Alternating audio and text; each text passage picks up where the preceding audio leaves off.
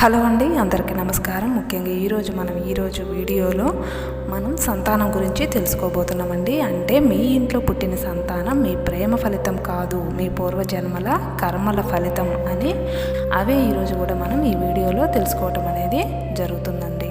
మనకి పూర్వజన్మల కర్మ ఫలితం వలనే ఈ జన్మలో తల్లి, తండ్రి, అక్క, భార్య, భర్త, ప్రేమికుడు, ప్రియురాలు, మిత్రులు, శత్రువులు, మిగతా సంబంధాలు ఈ ప్రపంచంలో మనకు అన్నీ కూడా లభిస్తాయని. ఎందుకంటే మనం వీళ్ళకు ఈ జన్మలో ఏదో ఒకటి ఇవ్వవలసి ఉంటుంది, లేదా వాళ్ళ దగ్గర నుంచి మనం తీసుకోవాల్సి అనేది ఉంటుంది. అయితే ముఖ్యంగా మనం ఈరోజు ఈ వీడియోలో మనకి సంతాన రూపంలో ఎవరెవరు వస్తారు, ఎవరెవరు పుడతారు అంటే మనకు పూర్వజన్మలో సంబంధం ఉన్న వాళ్ళే ఈ జన్మలో సంతాన రూపంలో అనేటువంటి జన్మిస్తారు.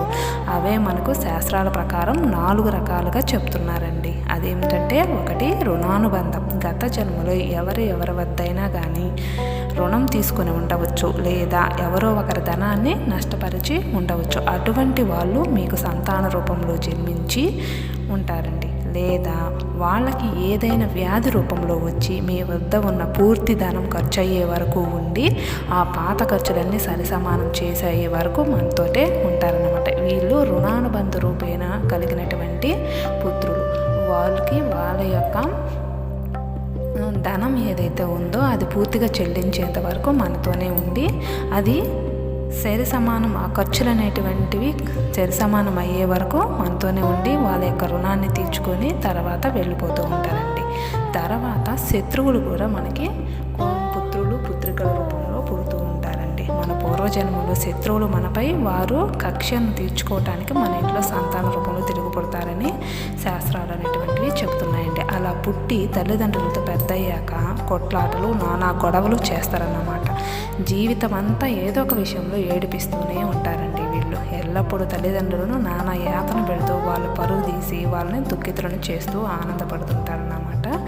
తర్వాత కొంతమంది 3వ రకం వాళ్ళు తటస్థ పుత్రులు అన్నమాట. వీళ్ళు ఒక వైపు తల్లిదండ్రులకు సేవ చేయరు, మరొక వైపు సుఖంగా కూడా ఉంచరన్నమాట. వాళ్ళ మానానికి వాళ్ళను వదిలేసి వెళ్తూ ఉంటారన్నమాట. వాళ్ళ వివాహానంతరం తల్లిదండ్రులకు దూరంగా జరిగి వెళ్ళిపోతారన్నమాట. ఇంకా వాళ్ళకి తల్లిదండ్రులకి ఏ సంబంధం లేదు అన్నట్లుగా వీళ్ళు ప్రవర్తిస్తూ ఉంటారన్నమాట.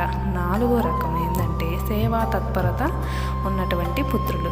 వీరు గత జన్మలో మీరు ఎవరికైనా బాగా సేవ చేసి ఉండవచ్చు అన్నమాట. ఆ రుణాన్ని తీర్చుకోవటానికి కొడుకు లేదా కూతురు రూపంలో ఈ జన్మలో వస్తారన్నమాట. అలా వచ్చి బాగా సేవను అనేటివి మీకు చేస్తారన్నమాట. మీరు గతంలో ఏది చేసుకున్నారో ఇప్పుడు అదే సంప్రాప్తిస్తుంది. మీరు గత జన్మలో ఎవరికైనా సేవ చేస్తే ఈ జన్మలో మన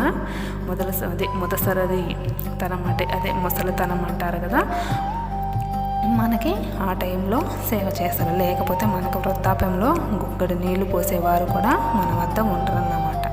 ఇది పూర్తిగా మనుషులకు మాత్రమే అమలవుతుంది అని మాత్రం అనుకోవద్దండి.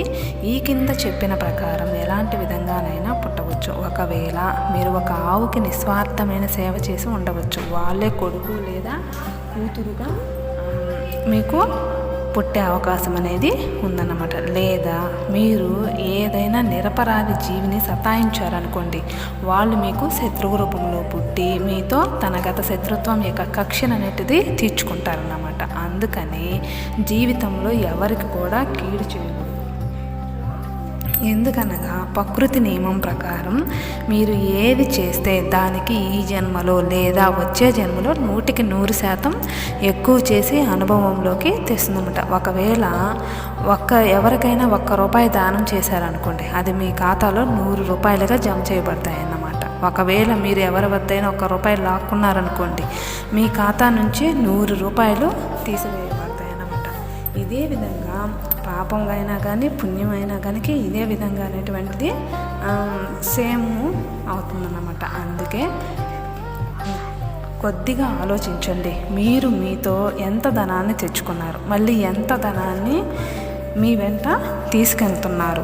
ఇప్పటి వరకు పోయిన వాళ్ళు ఎంత బంగారం వెంట పెట్టుకొని పోయారండి. మీరు పోయే ముందు మీ బ్యాంకులో ఉన్న నగ డబ్బు మూలుగుతుందనుకో, అది పూర్తిగా పనికిరానే సంపాదనే కదా.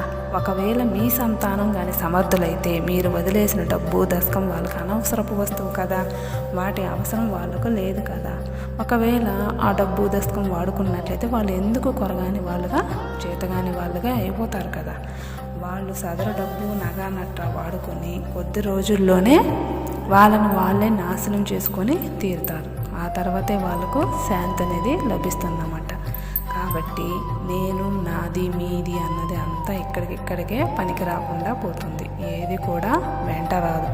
ఒకవేళ వెంట వస్తే గిస్తే కనుక అది మీరు చేసుకున్నటువంటి పుణ్యఫలం మాత్రమే మీ వెంట వస్తుంది. కావున ఎంత వీలైతే అంత మంచి కర్మలు అనేటువంటివి చేయండి. ఈ వీడియో కానీ మీకు నచ్చినట్లయితే లైక్ చేసి మన ఛానల్ని సబ్స్క్రైబ్ చేసుకోండి.